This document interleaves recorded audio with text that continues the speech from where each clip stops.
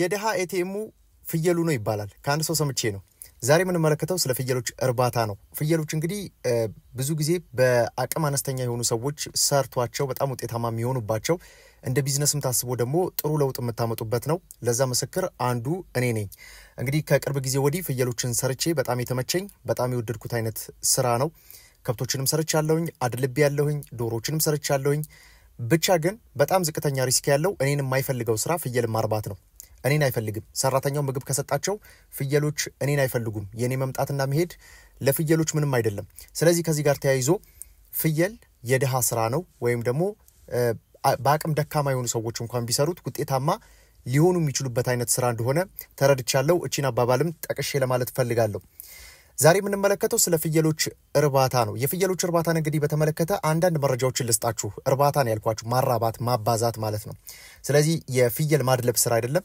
የፍየሎችን ማራባት ስራ ነው የምንመለከተው ዛሬ ስለ ፍየሎች አንዳንድ ማወቅ ያሉባችሁን ጉዳዮች እንደ መሰረታዊነት ማወቅ ያሉባችሁ ነገሮች ዛሬ አጋራችኋለሁኝ በተለይ ማርባት ስትፈልጉ አንዳንድ የወጪ ገቢ ነገሮችን ለመስራት የሚረዷችሁን አይነት ከፍየሎች በወራቶች ከፋፍለናቸው ከመራባት አቅማቸው ጋር ተያይዞ ሂሳብ እንድትሰሩ የሚረዳችሁን አይነት መረጃ ወደ እናንተ ማቀበል ነው የሚሆነው ማለት ነው ፍየሎች እርግዝና ባላቸው ሰዓት ምን አይነት እንክብካቤዎችን እናደርጋለን እንዲሁም ደግሞ ጠቅላላ ፍየል የሚባሉት ነገር ለመወለድ ደገና ለጥቂ ለመድረስ የጥቂ ጊዜያቸው የእርግዝና ጊዜያቸው እነዚህ ሁሉ ጨምረን በወራቶች ከፋፍለን እንመለከታለን ማለት ነው ስለዚህ ፍየልና በጎች ልዩነታቸውን በደንብ አስረዳችኋለሁኝ በዚሁ አጋጣሚ ግን ለርቢ የሚሆኑ በጎች አሉን 1 12 13 እስከ 15 የሚደርሱ ፍየሎች አሉን በጅምላ መውሰድ የሚፈልግ ካለ ለርቢ የሚሆኑ ነው ለእርድ የሚሆኑ አይደሉም ኦልሞስት ሁሉም ለመውለድ የተቃረቡ ናቸው በቃ ድርስ የሚባሉ ናቸውና መግዛት የምትፈልጉ ካላችሁ በዚሁ ይሄን ቪዲዮ ከተለቀቀበት ጊዜ ጀምሮ በ09 53 81 559 ላይ እየደወላችሁልኝ ወይም ደግሞ ቴክስት እያደረጋችሁልኝ መውሰድ ትችላላችሁ ማለት ነው ለአጭር ጊዜ የሚቆይ ነው ያው ሽያጭ ላይ ስላልገባን ከቦታጥበት ጋር ተያይዞ 1 12 13 የሚያማምሩ አይነት በቪዲዮ ላይ የተመለከታችኋቸውን በጎች ለርቢ በስጦታ መልክ ማለት ይቻላል ያ ማለት አንጀቴ እየቆሰለ ነው ምሸጣቸው ማለት ነው ያ ማለት ከቦታጥበት ጋር ተያይዞ እንግዲህ ከአቦርት ያደረጉብኝ ስለሆነ በጣም ጠባብ ቦታ ስለሆነ በተለይ ማደሪያቸው ለበጎችና ፍየሎች አንድ ቦታ ለማሳደር አልተመቸም ስለዚህ ምናልባት የማስፋፋያ ስራዎችን እስከንሰራ ግን እነዚህን ለመሸጥ ተገድጃለሁ ማለት ይቻላል እውነት ለመናገር ሐሳብህን ለውጥ እያለኝ ነው በጣም የለፈውባቸው አይነት በጎች ስለሆኑ ማለት ነው ስለዚህ እነሱ መግዛትን የምትፈልጉ ካላችሁ በቃ ደስ የሚሉ ፍየሎች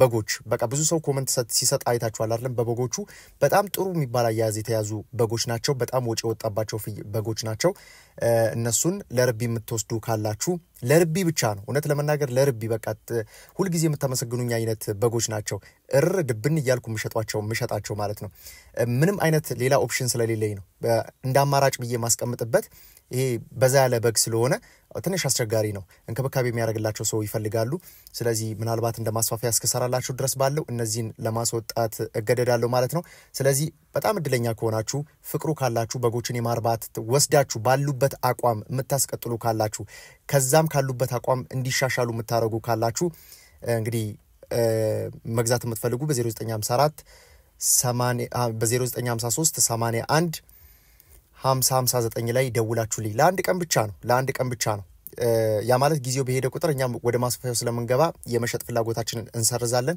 ለአንድ ቀን ብቻ የሚቆይ ሽያጭ ነው በጣም አጭር የሚባል ሽያጭ ነው ያቀርብኩ ያለውትና ዛሬ ነገ ብዬ እንግዲህ ወስኜ ዛሬ መጥቻለሁ ማለት ነው ስለዚህ መገዙ ካላችሁ ስልኬን ወስዳችሁ ደውሉልኝ ይሄን ቪዲዮ እንዳያችሁ ማታም ይቻላል በነገራችን ላይ አንድ ቀን ብቻ ነው የምንሰጠው የቀደመ ይውሰር ነው ለምን በጅምላ ስለሆነ አንድ ፍሬ ሁለት ፍሬ ምናምን አይደለም በጅምላ መግዛት የምትፈልጉ ካላችሁ ነው ስለዚህ ዛሬ ወደ መጣውበት መረጃ ለፍላችሁ በመጀመሪያ ደረጃ እንግዲህ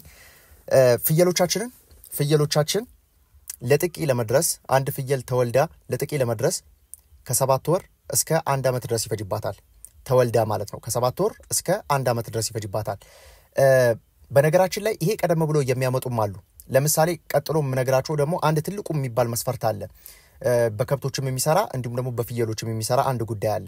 ከማስጠቃታችን በፊት የሰውነት ክብደታቸው መለካት መቻል አለበት። ጽንሱን በትክክል ያሳድጋሉ አያሳድጉም የሚለው ነገር ለማወቅ ማለት ነው። በትክክል ጽንሱን ማሳደግ ይችላሉ ወይ? ከራሳቸው የኃይል ፍጆታ አልፎ የሚመገቡት ምግብ ወደ ጽንሱ መሄድ ይችላል ወይ? በትክክል ያሳድገዋል ወይ የሚለው ነገር ከግምቱ ማስገባት ይኖርብናል። ለምሳሌ አሁን በዚሁ በፍየል እርባታ ላይ እኔ ብዙ ጊዜ የሚገጥመኝ ነገር ምንድነው? ጥራት ያለው መኖ መግባቸዋለሁ ፍየሎች። ያ ከዛ ያንን ማድረግበት ዋነኛ ምክንያት ምንድነው? ፍየሎች ቶሎ እድገታቸውን እንዲጨምሩ የሰውነት ክብደታቸውን እንዲጨምር እና ቶሎ ወደ ሂት ሳይክል እንዲመጡ ወይም ደግሞ ወደ ኮርማ ወደ ማንሳት አይነት ባህሪ እንዲመጡ ፈልጋለሁኝ በጊዜ ማለት ነው። ከአመጋገብ ጋር ተያይዞ ጥሩ የሆነ ምግብ ሰጥቻቸው ወደዛ ነገር እንዲመጡ ማድረግ ችያለሁኝ አሁን እየሰራው ባለው ስራ ማለት ነው። ስለዚህ ከዚህ ጋር ተያይዞ ፍየሎቻችን ከ7 ወር ከተወለዱ ከ7 ወር እስከ 1 ዓመት ድረስ መዳራትን ያሳያሉ። ነገር ግን አሳዩ ማለት ግን መስጠት የለብንም። ዞሮ ፍየሎቻችን ከ15 ኪሎ እስከ 18 ኪሎ ያክል ለመዳራት ዝግጁ ሲሆኑ ይሄን ያክል የሰውነት ክብደት ሊኖራቸው ይገባል። ስለዚህ እነዚህን ከግምት ውስጥ ማስገባት አስፈላጊ ነው። ከዚህ በተጨማሪ በጣም ትክክለኛ ግን የሚባለው ከ7 ወር እስከ 1 ዓመት ብያቸዋለሁ በአማካኝ። በጣም ትክክለኛ የሚሆነው ግን 8ኛ ወር ላይ ብታስጠቋቸው በጣም የተሻለ ነው። ፍየሎቻችሁ 8 ወር ላይ ከተወለዱበት ጊዜ ጀምሮ ቆጥራችሁ 8 ወር ላይ ማስጠቃት ብትችሉ በጣም የተሻለን ጊዜ ተጠቀሙበታላችሁ። ከዚህ በተጨማሪ ለምሳሌ 8 ወር ላይ ምናልባት ከአያያዝ ጉለት ጋር ተያይዞ ምናልባት የሰውነት ክብደት አልመጣም ብላችሁ ብታስቡ አንዳንድ ሁኔታዎች አጋጣሚዎች ባይፈጠሩ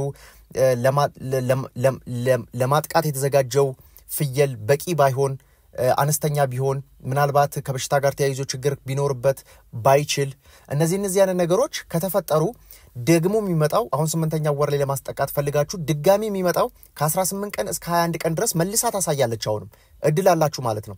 ከ18 ቀን በኋላ ወይ ፍየል ገዝታችሁ ታመጣላችሁ ወንድ ፍየሎችን ለማስጠቃት የሚሆኑ በደንብ መርጣችሁ በቀጣይ ደግሞ ሰራላችኋለሁ። ይሄ ለማጥቃት የሚሆኑ ፍየሎች ምርጫችን ምን አይነት መሆን መቻል አለበት የሚለውን በራሴ ፍየል አሳያችኋለሁ በደንብ ከግምት ውስጥ ለማስገባት እሱን።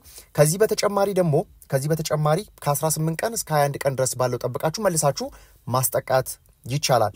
ሌላው ከ18 ቀን እስከ 21 ቀን መጥቶ ግን የቆይታ ጊዜው 2 ቀን ነው። ለምሳሌ በ18ኛ ቀን መጣ መዳራት ታየ ቢባል መዳራትን እያሳየች 2 ቀን ያክል ትቆያለች ሂት ሳይክሏ ላይ ማለት ነው። ያ ማለት ኮርማ ባነሳችበት ፍላጎት ባነሳችበት ጊዜ ላይ 2 ቀን ያክል ትቆያለች። ስለዚህ እድል አላችሁ። አንደኛው ቀን አይታችሁ እንደውም የሚመከረው ወደ መጨረሻዎቹ አካባቢ ላይ በጣም መቅበዝበዟ በጣም በተረጋጋችበት ሰዓት ላይ ቢሆን በጣም በተሻለ መንገድ ወንዱን ፍየል በጣም በተረጋጋ አይነት መንፈስ ማጥቃት ይችላል። በደንብ ዘር ማስያዝ ይችላል ማለት ነው። ግን ኮርማ ባነሳችበት ጊዜ ላይ በጣም መቅበጥበጡ በጣም አስቸጋሪዎች ናቸው በተለይ ፍየሎች ማለት ነው። ስለዚህ በሁለተኛው ቀን መጨረሻ አካባቢ ላይ ወንዱን ማስተዋወቅ ትችላላችሁ። ሲስተዋወቅ ግን ድንገት ነው አብሯቸው የዋለ ሳይሆን ድንገት ነው የምታስተዋውቁት። ያንን ሂት ሳይክሏን እንዳያችሁ ያ ነገር እንደመጣ መዳራቱ እንደመጣ ወዲያው ታስተዋውቁታላችሁ ማለት ነው። ይሄንን ከግምቱ ማስገባት አስፈላጊ ነው። የርግዝና ጊዜያቸው በጣም ዝቅተኛው 146 ቀን ነው። ከፍተኛው ደግሞ 157 ቀን ነው። ያ ማለት 5 ወር ማለት ነው። በአማካኝ 5 ወር ብላችሁ ያዙት። ከዚህ በተጨማሪ ደግሞ አንድ ግልገል ፍየል ከተወለደች በኋላ የመጀመሪያውን ግልገል ለመውለድ ከ13 እስከ 17 ወር ይፈጅባታል። ከ13 እስከ 17 ወር ይፈጅባታል ተጠቅታ ለመውለድ ማለት ነው። ቀደም ባልነው ካልኩሌሽን ነው በነገራችን ላይ። ለምሳሌ በ8ኛ ወር ላይ ብታስጠቁ 5 ወር ያክል ይፈጅባታል። ስለዚህ በስንተኛው ወር ማለት ነው? በ13ኛው ወር ትወልዳለች ማለት ነው። 5 ወር እርግዝና ጊዜ ስላላት ማለት ነው። ከዚህ ጋር ተያይዞ ማየት ይቻላል። ሌላው እንግዲህ ድራይ ፔሪድ ላይ የምትሆንበት ወይም ደግሞ ምንም አይነት ማጥባት የሚከለከልበት 30 ቀን ነው በጣም ዝቅተኛው። በጣም ከፍተኛው ደግሞ 2 ወር ነው። 2 ወር ያክል ብትችሉ ጤናማ የሆነ ግልገል የወለደች ከሆነ ጤናማ የሆነ ፍየል የወለደች ከሆነ ከማስጠባት ወደ ኋላ ብታረጉ ለምን ማስጠባትንም ወይም ደግሞ የተወለደውን ግልገል በኋላ ላይ ነግራችኋለሁ እስከምን ያክል ጊዜ ማስጠባት እንደሚቻል። ነገር ግን ደግሞ እያስጠባችም እርግዝናንም ጎን ለጎን ማስኬድ ጽንሱ በጣም እየተጎዳ እንዲመጣ ያደርጋል። ለምን ፕሮዳክሽን አለ፣ የወተት ምርት አለ። ስለዚህ አብዛኛውን የምትመገበው ምግብ ቀጥታ የሚሄደው ለግልገሉ ወተቱን ለማምረት ነው። ስለዚህ የወተት ምርቷ በጣም ከፍተኛ ይሆናል። ነገር ግን ደግሞ ጽንሷ በጣም እየተጎዳ ይመጣል። ስለዚህ ከመጀመሪያ ወር ጀምሮ ነው ጽንስ በአግባቡ ማደግ ያለበት ማለት ነው። ከኔ ልምድ ብነግራችሁ ለምሳሌ እንግዲህ ድርሶችን እየገዛው ነው ማስገባው ድርስ ማለት ለመውለድ የተቃረቡ እርግዝና እንዳላቸው እርግጠኛ የሆንኩባቸው ከዚህ በፊት ወልደው ያላወቁም ወልደው የሚያወቁ የመጀመሪያ ውልደት ያላቸውን አይቼ ገዝቼ አቃለውና ብዙን ጊዜ የሚወለዱት ፍየሎች ትንንሽ ሲሆኑ ወይም ደግሞ መራመድ ሲያቀታቸው በጣም በድጋፍ በጣም በእንክብካቤ ነው ማሳደጋቸው ያ ማለት በቃ እንዳይሞቱ ማለት ነው በጣም የተጎዱ በጣም አንደርዌት የሆኑ በጣም ቀጫጫ የሚባሉ አይነት ፍየሎች ከቀጫጫ ፍየሎች ይወጣሉ እናቶቻቸውን በጣም የተጎዱ ናቸው በምግብ ለማምጣት ኦሬዲ የደረሰ አይነት ወይም ደግሞ ድርስ የምንለው እንግዲህ ለመውለድ የተቃረበች ስለሆነች ስለዚህ ድርሷን ካመጣችሁ ትንሽ ልትጎዱ ትችላላችሁ ለምን ጊዜ የላችሁም እሷን ለመቀለብና ጽንሱንም ደግሞ የሰውነት ክብደቱን ለመጨመር የተሟላ ጤና የተሟላ ፊዚካል ይዞ እንዲመጣ ለማድረግ ጊዜ የለንም ስለዚህ ከዛ ጋር ተያይዞ ስትገዙ ድርስ መገዙ ከሆነ በተወሰነ መልኩ የሰውነት አቋማቸው ደና የሆኑ ፍየሎችን ብትገዙ በዛው ልክ ደግሞ የሚወጡ ፍየሎች በተመሳሳይ ጥሩ የሰውነት አቋም ያላቸው ፍየሎች እንዲወጡ ያስችላል ማለት ነው ስለዚህ ከዚህ ጋር ተያይዞ ማወቅ አስፈላጊ ነው የሚሆነው ከዚህ ከእንትን ጋር ተያይዞ ከእርግዝና ያላቸው ፍየሎችን እንዴት እንንከባከባለን ድርሶችን ማለት ነው ገስታችሁን ብታመጡ ድርሶችንም እነግራችኋለሁ እንግዲህ በጣም ድርስ የሚባሉ በጣም የደረሱ ፍየሎች አሉ እነዛን የደረሱ ፍየሎች ወይም ደግሞ እርግዝናቸው የተዳረሰ ለመውለድ የተቃረቡ አይነት ፍየሎችን የመጀመሪያ የተመጣጠነ መኖ ያስፈልጋቸዋል በጥሩ ሁኔታ ማለት ነው ያ ማለት አሁን ድርስ ስለሆኑ ብቻ ሳይሆን ሙሉ የእርግዝና ዘመናቸው ያ ማለት ለ5 ወር ማክሲመም ይቆያሉ ካልን ስለዚህ በ5 ወር ጊዜ ውስጥ ጥሩ እንክብካቤ ልናደርግላቸው ይገባል ቅጠላቅጠል ነገሮች ለፍየሎቻችን የጤና ሁኔታን ለማስተካከል ወይም ደግሞ ሩመን ሄልዝ የምንለውን የፈርስ ስርዓታቸው ለማስተካከል እንጂ የተመጣጠነ መኖ ለጽንሱም ለሷም የኃይል ፍላጎታቸውን ያሟላል ብለን አይደለም የምንሰራው ለዛም ነው በየሜዳው የምትመለከቷቸው ፍየሎች በጣም ከሲታም ይሆኑት ሌላ ቤት ገብተው ተመልሰው መመገብ ያለባቸው መኖ መኖር መቻል አለበት ግጦሽ መውጣታቸውን ይውጡ ምናልባት ቦታ ላይኖር ይችላል ያን ያክል አረንጓዴ ቅጠላቅጠል ማታገኙበት ቦታ ሊሆን ይችላል እነዚያ ነገሮች እንኳን ባይኖሩ እንኳን ነገር ግን ተመልሰው መብላት ያለባቸው መኖ መብላት መቻል አለባቸው የተመጣጠነ መኖ በጣም ግዴታና መሰረታዊ ነው ለዚህ ለፍየሎች ማለት ነው ከዚህ በተጨማሪ እንግዲህ ውጊያ መኖር የለበትም በፍጹም ውጊያ መኖር የለበትም ውጊያ እንግዲህ እኔ ከደረሰብኝ ነገር አንድ ነገር ልንገራችሁ በውጊያ ምክንያት መንታ ግልገሎች አቦርት አድርገውብኛል መንታ ግልገሎችን የያዘች ፍየል ውርጃ ተከናውኗል ማለት በውጊያ ሰበብ ማለት ስለዚህ ምን አደረኩኝ እኔ እነዚህ ለብቻ ማውጣት ጀመርኩ ድርሶቹን እንዳለ ለብቻ ማውጣት ጀመርኩ ማለት ስለዚህ ከዚህ ጋር ተያይዞ አሁንም ጥንቃቄ ያስፈልጋል ድርስ የሆኑ በጣም የተዳረሱ አይነት ፍየሎች ውጊያም አይችሉም በቀላሉ ፍየሎች ብዙ ጊዜ ከእንደዚህ ከሚዋጉበት እርስ በርስ ከሚገጥሙበት በተለይ ትልልቅ ፍየሎች ሆድን የመምታት ባህሪ ያላቸው እንዳየውት ማለት ነው ሆድን በጣም ልም አድርጎ መምታት በጣም አስከፊ ፍየሎች አሉ አንዳንድ አውሬ የሆኑ ፍየሎች አሉ እኔ አሁን አንድ የለየዋት ፍየል አለች በጣም ክፉ የሆነች ፍየል ማለት ነው ክፉ በጣም ክፉ ነች እና ስትመታ አይን የላትም ኃይሏ ራሱ ኃይል አይደለም መታ ነው የምትጥላቸው በአንድ ጊዜ ማለት ነው እሷም ምን አደረኩኝ ራሷም እርግዝና አላት እሷም ሚነካት የለም እሷ ባለችበት አይተኙም እሷ ባለችበት አይበሉም እሷ ባለችበት አያልፉም ለብቻ አድርጊያታለሁ እሷን ገለልተኛ በጣም ተጎርታለች ሰውነቷ ማልመጣ ብሎኛል ለምን ከመንጋው ስለተለየች ምናልባት እሷን ለሽያጭ አቅርባታለሁኝ ወይም ደግሞ ምናልባት እንዴት እንደማድረግ አላቅም በጣም ክፉ የምትባል ፍየል ነች በጣም አምባገነን የሆነች ፍየል ነችና ትንሽ ከመንጋው ውስጥ ለየት ያለ ባህሪ ያላት እሷ ነች ስለዚህ እሷን ለብቻ አውጥቻለሁ ሌሎቹን ሰላም ለመስጠት ማለት ነው ከዚህ በተጨማሪ እንግዲህ ጡት ወሽ አካባቢ ላይ ጽዳት ማድረግ አስፈላጊ የተለያየ ኢንፌክሽኖች እንዳይፈጥር የተለያየ በሽታዎች እንዳይፈጥር በተለይ በውልጃ ሰዓት ላይ ወተት ሊመነጭ ይችላል በተኛችበት ቦታ ላይ ወተት ሊፈስ ይችላል ስለዚህ ከዛ ጋር ተያይዞ ግልገሎቹ ሳይጠቡ የጡት ዘንግ እንዳይበላሽ የጡት ወሽ እንዳይበላሽ ወይም ደግሞ ኡደር የምንለው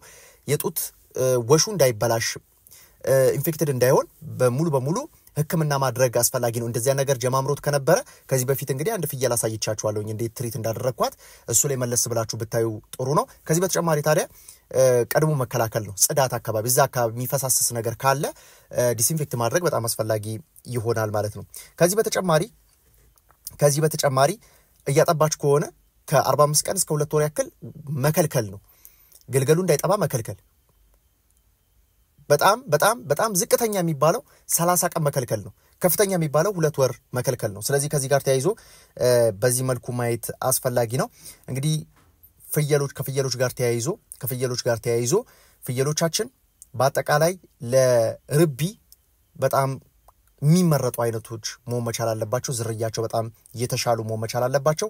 ከበሽታ ጋር ተያይዞ ስጋታችን በጣም አነስተኛ ነው። በጣም ዝቅተኛ የሆነ ሪስክ ያላቸው ናቸው። እንዳልኳችሁ ነው፣ እኔን አይፈልጉም ብዬ ነግሬያችኋለሁ። ሌላው በአጠቃላይ ፍየሎችን ጥሩ ዝርያ ፍየል አንድ ያስገብታችሁ በትክክል በጥሩ ሁኔታ ፐርፎርም የሚያደርጉት 8 ዓመት እስከ 10 ዓመት ጥሩ ሁኔታ ማምረት ይችላሉ ግልገሎችን። ከዛ በኋላ ግን ከዚህ ከውርጃ ጋር ተያይዞ ሙሉ አካል የሌለው ፍየል ከመውጣት ጋር ተያይዞ በጣም ዊክ የሆኑ በበሽታ የሚጠቁ ሞቶ የሚገኙ ፍየሎች ከመምጣታቸው ጋር ተያይዞ አጠቃላይ እንደ ቢዝነስ አስበን ከዛ በኋላ ልንሰራባቸው የማይገቡ ለእርድ መቅረብ ያለባቸው ፍየሎች ይሆናሉ ማለት ነው። ስለዚህ ይሄን ያክል ጊዜ ፍየሎቻችንን ማቆየት ይቻላል ማለት ነው።